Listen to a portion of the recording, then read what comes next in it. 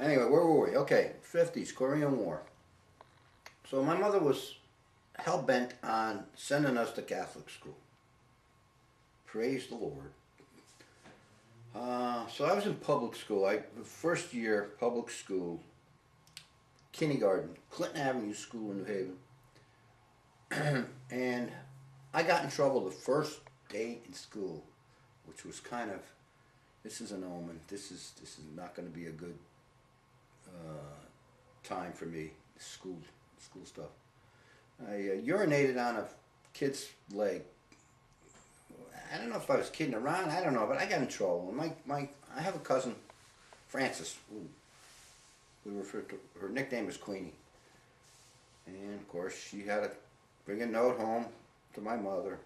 First day in school. Mrs. Francis, I can remember the teacher, kindergarten or first grade. I'm not sure. And we had this particular toy. It was like a peg set that every day a different child was allowed to play on it if you were good enough. And this was the greatest thing in toys, I thought. You know what? I never got to play the fucking thing. Play with it. She was a bitch. She was Irish. My mother, I was starting to think was right. Of course, I was no angel, but, you know, I was a kid. 6, 7, so anyway, my mother tried to get me into St. Francis, which was a parochial school, which was in the neighborhood, and there was a waiting list.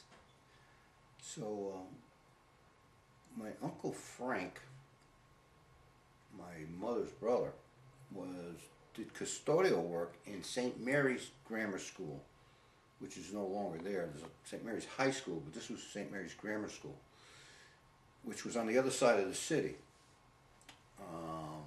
near Winchester, Peting.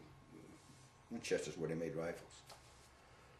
So it was quite a distance, and there was no school buses in the day. So anyway, she got me in, and I would have to take the public bus at 6 or 7 years old.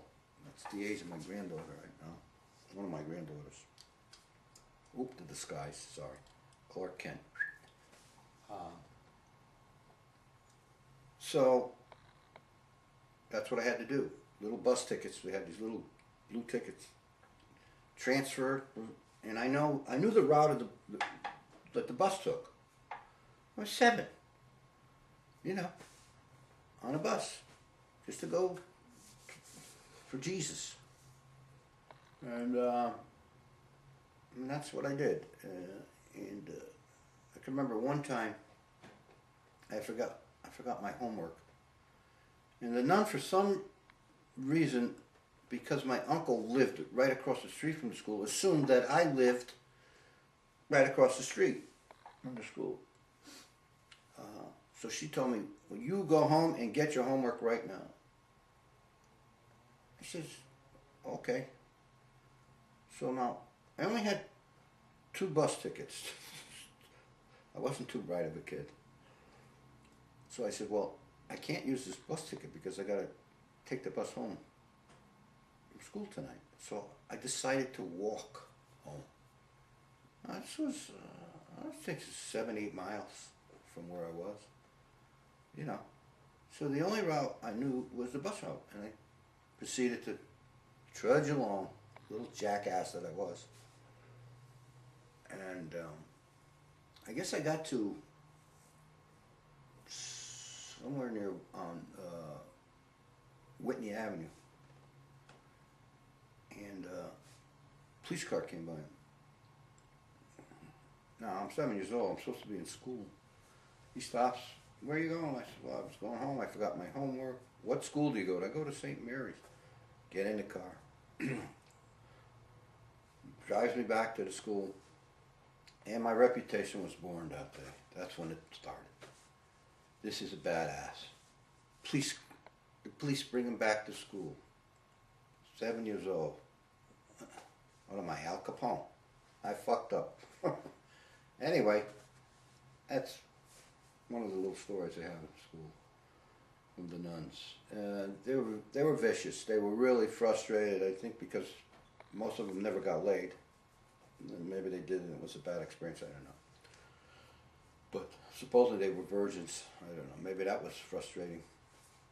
Anyhow, I had one great nun, Sister Josephine, and she was actually beautiful for a nun. Of course, Jimmy Riley told me that, he said, you know why they're flat up top? Because they cut their breasts off. And I guess that makes sense. I wasn't absolutely sure what breasts were, but, something stuck out. And I bought into that. And in the 4th to 5th grade, she was the only nun that really took an interest in me and knew that I had the ability to learn and stuff. I had to be interested in whatever the subject was. If I wasn't, forget about it. And she had a way of